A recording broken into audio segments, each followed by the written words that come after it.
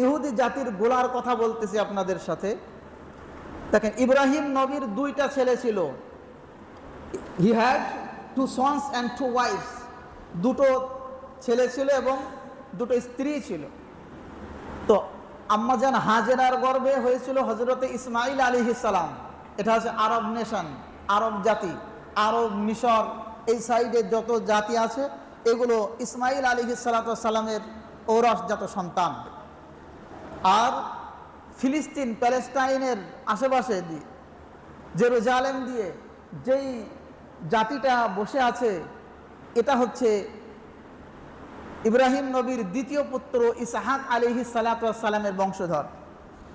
এইবার আসুন, আল্লাহ রব্বুল আলামিন ওই জাতিতে অসংখ্য নবী পাঠিয়েছিলেন, কিন্তু এই জাতিতে একটাও নবী পাঠায় নাই। গভীর মনোযোগ। আমাদের সাথে ইহুদিদের কেন এত দ্বন্দ্ব দেখেন। আল্লাহ তাআলা আরব জাতির মধ্যে কোনো নবী পাঠিয়েনি, নবী পাঠিয়েছিলেন সব ফিলিস্তিনে। ওদের হেদায়েতের জন্য মুসা নবী বলেন, যে সমস্ত নবীদের নাম আমি করলাম, সমস্ত নবীকে আল্লাহ পাক ওই জাতিতে পাঠিয়েছিল। ইব্রাহিম আলাইহিস সালামের ছোট ছেলের নাম ইসহাক আলাইহিস সালাম, তার পুত্রের নাম ইয়াকুব আলাইহিস সালাম, তার পুত্রের নাম ইউসুফ আলাইহিস সালাম, এবং ইউসুফ থেকে আরও অসংখ্য নবী, দাউদ, সুলাইমান, মুসা, ঈসা সব ওই দলে এসেছিল। এখন আল্লাহ পাক রব্বুল আলামিন এই জাতিকে অত্যন্ত ভালোবাসতেন। যদি ভালোই না বাসবে তাহলে এত নবী পাঠাতেন না, তাদের হেদায়েতের জন্য বারবার নবী পাঠাইতেন না, অত্যন্ত ভালোবাসতেন।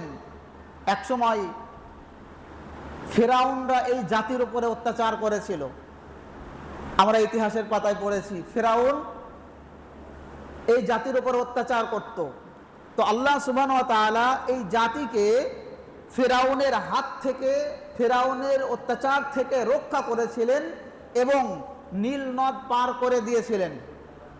এবং এই জাতিকে আল্লাহ সুবহানাহু ওয়া তাআলা এই জাতির উপরে, এই জাতির হেদায়েতের জন্য আল্লাহ সুবহানাহু ওয়া তাআলা সেন্ডস ম্যানি ডিভাইনস বুক, আসমানি কিতাব আল্লাহ পাক রব্বুল আলামিন পাঠিয়েছিলেন। এবং হি সেভড দেম ফ্রম ফেরাউন, ফিরআউনের হাত থেকে রক্ষা করেছিলেন। আর কি করেছিলেন?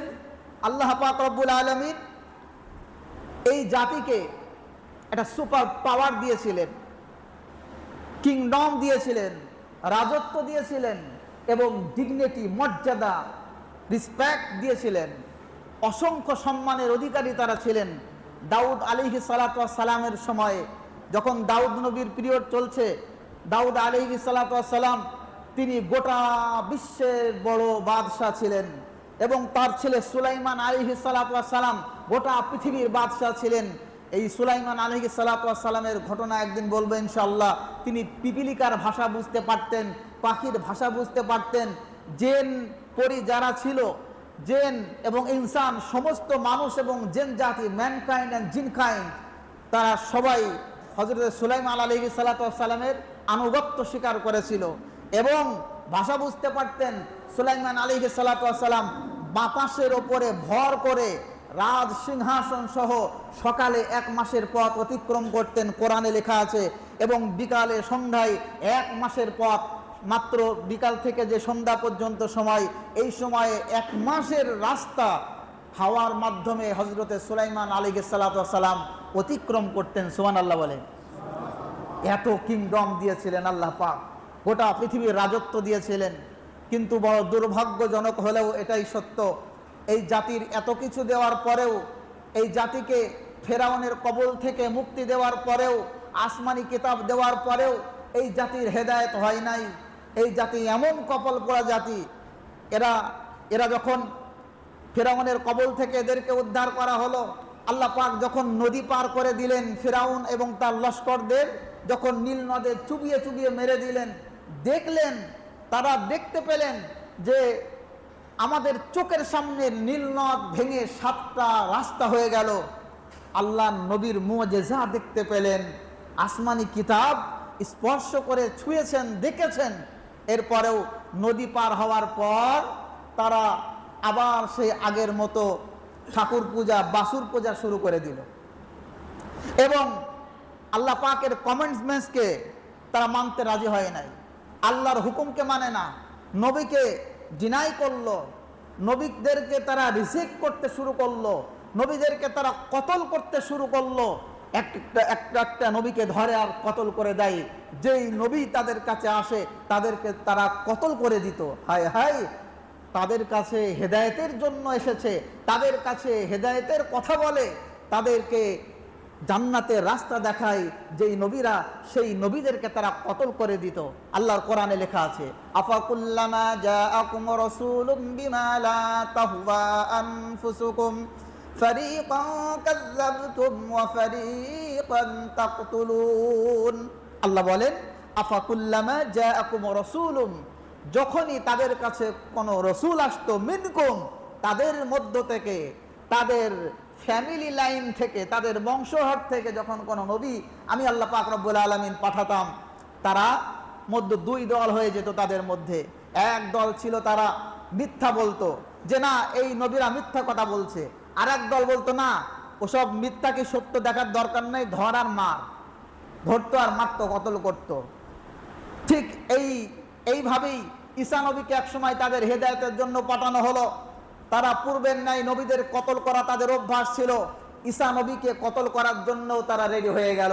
ঈসা নবীর কথাকে রিজেক্ট করলো, নবুয়ত থেকে অস্বীকার করলো যে তুমি নবী নয়।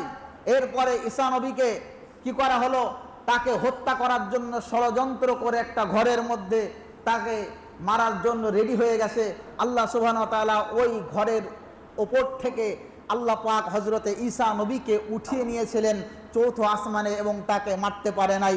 আর তার জায়গায় যীশু খ্রিস্টকে তারা রেখে দিয়েছিল, তারা চিনতে পারে নাই, আর সেই জায়গায় যীশু খ্রিস্টকে তারা মার্ডার করেছিল আর বলেছিল যে না আমরা ঈসা নবীকে মেরে ফেলেছি।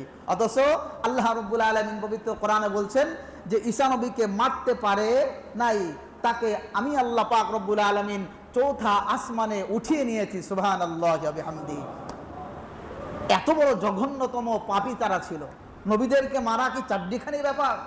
নবীদেরকে কতল করে দেওয়া কি চারটিখানি গুনাহ? মানব না সে একটা দিক, কিন্তু নবীদেরকে কতল করে দেওয়া, মার্ডার করে দেওয়া, এরা এত বড় কুখ্যাত জাতি। হযরত ইউসুফ নবীকে কুয়ার মধ্যে ফেলে দিয়েছিল এই জাতি, এই জাতিরাই ইউসুফ নবীকে কুয়ার মধ্যে ফেলে দিয়েছিল। ভাইরা আমার, বলার উদ্দেশ্য এটাই, এই যে রসুলদেরকে তারা কতল করে দিয়েছিল, রসুলদেরকে কতল করে দেওয়ার পরে আল্লাহ পাক রব্বুল আলামিন আর সহ্য করতে পারে নাই। আল্লাহ পাক রব্বুল আলামিন এই জাতির উপরে এবার আযাব নাজিল করলো। কি আযাব, কি গজব! দেখেন পবিত্র কোরআনের একটা একটা আয়াত পড়তেছি আর তার ব্যাখ্যাটা শোনেন।